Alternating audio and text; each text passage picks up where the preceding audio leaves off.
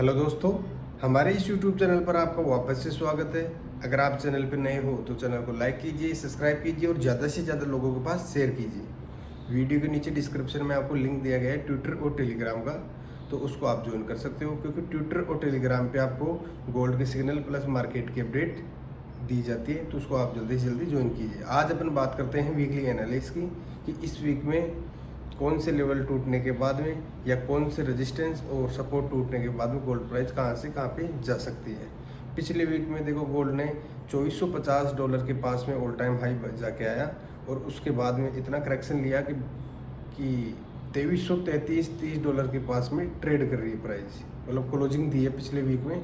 और बहुत सारे लोगों ने, मतलब इस जो $100 का जो जोन है, इसमें बहुत सारे लोग लिक्विड हुए हैं, जीरो हुए हैं। तभी तो मैं आपको बोलता हूँ कि स्टॉप लॉस के साथ में ट्रेडिंग कीजिए, क्योंकि आपने पिछला जो मेरा वीकली एनालिसिस का वीडियो देखा होगा, तो उसमें मैंने ये बोला था, अगर गोल्ड प्राइस $2430 के ऊपर सस्टेन होती है, मतलब इसके ऊपर होल्ड होती है ना, तो ही गोल्ड प्राइस आपको ऊपर जाएगी, 2500 की तरफ भी अग्रसित हो सकती है, ये आपको बोला गया था। लेकिन गोल्ड प्राइस क्या की कि मैनिपुलेशन करा के दो बार, एक बार नहीं दो बार मैनिपुलेशन करा के लोगों ने ये सोचा कि यहाँ से ब्रेकआउट हो गई, ऑल टाइम हाई से ऊपर जाएगी, अब $150 और ऊपर जाएगी, तो लोग वहाँ पे बाय लगा लिए। और बाय लगाने के बाद में लिक्विडिटी ली बड़ी वेल, और वहाँ से ऐसे सेल किया कि 2 ही दिन में मार्केट ने $70-80 के तकरीबन गोल्ड प्राइस नीचे आई। तो चलते हैं चार्ट पे, अगले वीक में क्या क्या हाई इम्पैक्ट हो सकते हैं और कौन कौन से इंपॉर्टेंट डेटा है वो भी मैं आपको बताऊंगा। तो चलिए चार्ट पे। तो ये गोल्ड का चार्ट है, और देखिए गोल्ड इस वीक में करेक्शन ही ले रहा है, रिवर्स तो $10-5 ही हो रहा है, और ज़्यादातर करेक्शन नीचे की तरफ ही ले रहा है। फ्राइडे के दिन क्या नाम यहाँ पे प्राइस कंसोलिडेट हुई थी इसी जोन में। अगर ये सपोर्ट टूटा 2420 के आसपास वाला, गोल्ड प्राइस यहाँ पे इस सपोर्ट के ऊपर आके गिरेगी। तो मैं आपको इस वीक के इम्पोर्टेंट सपोर्ट और रेजिस्टेंस बता देता हूँ। फिलहाल $2333 के पास में पिछले वीक में क्लोजिंग दी। अगर यहाँ से नीचे की तरफ ऐसे ही जैसे करेक्शन लिया ना, ये देखो यहाँ पे ये करेक्शन लिया ना, ऐसे ही करेक्शन लेता है नीचे की तरफ, और $2295 के नीचे सस्टेन होती है गोल्ड प्राइस। तो गोल्ड को आप आराम से 2250 और गोल्ड बेरिस जोन में आ जाएगा। जो ये जोन में चल रहा है ना, ये देखो, ये अब यहाँ पे अप ट्रेंड में गया, यहाँ पे देखो करेक्शन ले रहा है। अगर यहाँ पे $2295 से नीचे सस्टेन होती है अगले वीक में प्राइस लेवल सपोर्ट तोड़ ताड़ के, तो गोल्ड प्राइस एक डाउन ट्रेंड और एक बेरिस जोन में आ जाएगा। तो बेरिस जोन में आपको गोल्ड प्राइस 2250 इससे भी नीचे ट्रेड करता हुआ दिख सकता है।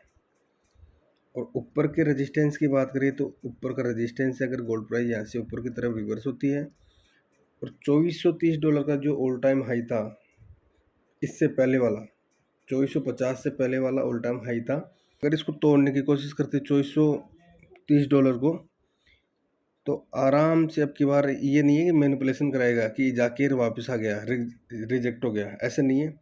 इसका अगला टारगेट होगा $2500। अगर $2500 का टारगेट रहा ना, तो गोल्ड प्राइस में और भी तेज़ी देखने को मिलेगी।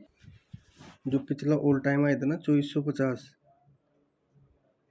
उसके पहले वाला जो $2430 का था, उसको तोड़ के गोल्ड प्राइस अब की बार $2500 के ऊपर जाके बैठेगी। तो आपको केयरफुल रहना है, स्टॉप लॉस लगाना है, पिछले वीक के जैसे नहीं करना है। पिछले वीक में आपको बहुत सारे सिनेरियो आपके सामने आए थे, लेकिन आपने तो इग्नोर कर दिए। वो ऐसे, आपको मैंने ये बोला था कि $2430 को अगर ब्रेकआउट नहीं करती है प्राइस, जैसे ये $2430 है, अगर इसको ब्रेकआउट नहीं करती, मैनिपुलेशन करा के नीचे आती है, तो आराम से आपको गोल्ड प्राइस वापस से 2400 की जोन में ट्रेड करती हुई नजर आएगी, जो $2410-2405 के बीच में। अगर वो भी तोड़ती है तो नेक्स्ट टारगेट होगा $2375। अगर फिर से वो तोड़ती है तो नेक्स्ट टारगेट होगा $2350। तो अब मैं आपको ये बता रहा हूँ, अगर ये जो ना 2330 और $2320, 2315, जो $15 का जो जोन है, अगर गोल्ड प्राइस यहाँ पे रिजेक्शन लेती है, मतलब इसको तोड़ ताड़ के नीचे आती है ना इस लेवल को, तो गोल्ड आपको फिर से $2200 के अंडर में ट्रेड करता हुआ नजर आएगा अगले वीक में। इम्पोर्टेंट डेटा की बात करें तो चलो देखते हैं इम्पोर्टेंट डेटा कौन कौन से अगले वीक में। मंडे की बात करें तो मंडे के दिन GBP जो करेंसी पेयर है उसमें बैंक हॉलीडे और USD पेयर में भी बैंक हॉलीडे, उस दिन ज़्यादा मूवमेंट नहीं रहेगा। प्राइस 10-20 डॉलर के अंतर्गत ही ट्रेड करती हुई नज़र आएगी, ज़्यादा इम्पैक्ट वाली न्यूज़ नहीं है उस दिन। ट्यूसडे की बात करें तो ट्यूसडे के दिन भी 7:30 पे CB कंज्यूमर कॉन्फिडेंस की एक न्यूज़ है, उसमें भी 10-20 डॉलर का मूवमेंट जरूर रहता है। वेडनेसडे की बात करें तो AUD जो करेंसी पर है उसमें CPI की न्यूज़ है और यूरो USD है उसमें भी CPI के नंबर आएंगे।